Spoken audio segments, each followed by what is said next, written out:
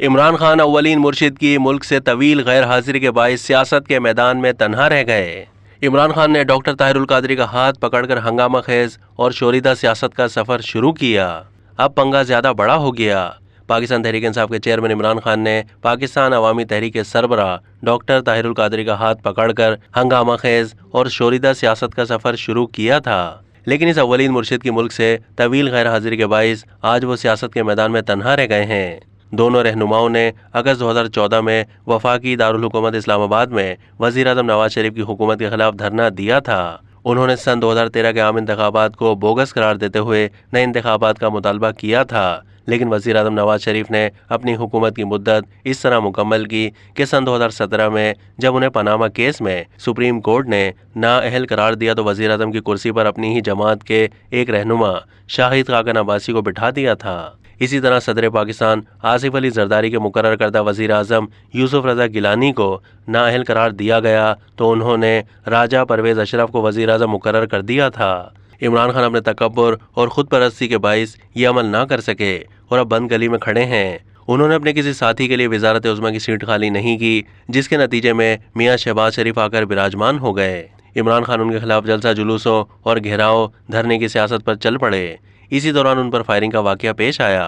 انہوں نے چند شخصیات پر اس قاتلانہ حملے کا الزام لگایا، جن میں ایک فوجی شخصیت بھی شامل ہے، لیکن گزشتہ دنوں عدالت میں مقدمے کی سماعت کے دوران وہ اس ضمن میں کوئی ثبوت پیش نہیں کر سکے اور وفاقی وزیر داخلہ رانا ثناء اللہ کو ان کا مذاق اڑانے کا ایک اور موقع مل گیا۔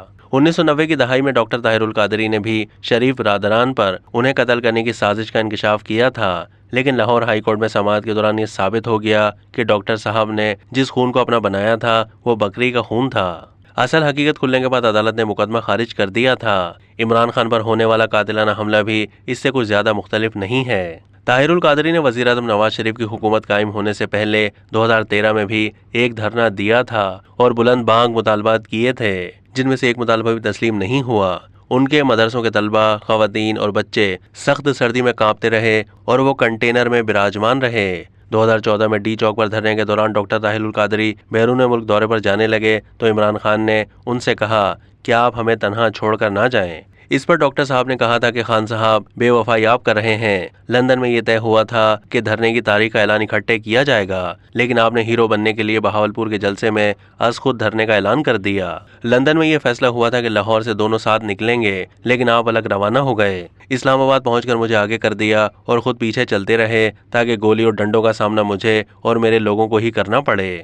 ڈی چوک پر شاہراہ دستور ہم سے بند کروائی اور خود سکون سے پیچھے بیٹھ گئے۔ اس روز میرے درجنوں لوگ زخمی اور شہید ہوئے، لیکن کیا آپ کے کسی لیڈر یا کارکن نے گولی کھائی؟ پھر جب میرے لوگ پی ٹی وی میں داخل ہو گئے تو آپ نے خود کو اس سے لا تعلق کر دیا۔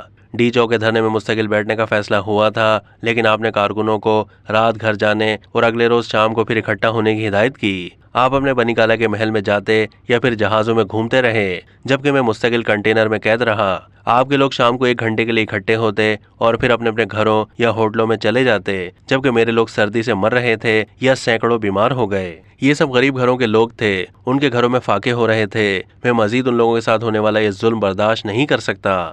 یہاں کھانے پینے پر روزانہ کروڑوں روپے خرچ ہوتے ہیں۔ دھرنے پر سرمایہ کاری کرنے والے چودھری برادران نے ڈاکٹر طاہر القادری کو روکتے ہوئے کہا کہ اگر انہوں نے دھرنا ختم کیا تو بڑی بے عزتی ہو جائے گی۔ ڈاکٹر صاحب نے غصے میں کہا کہ آپ لوگ تو چہرہ نمائی کی خاطر چند منٹ کے لیے کنٹینر پر آتے ہیں، آپ لوگوں کو کیا پتا کہ مجھ پر اور میرے لوگوں پر کیا گزر رہی ہے۔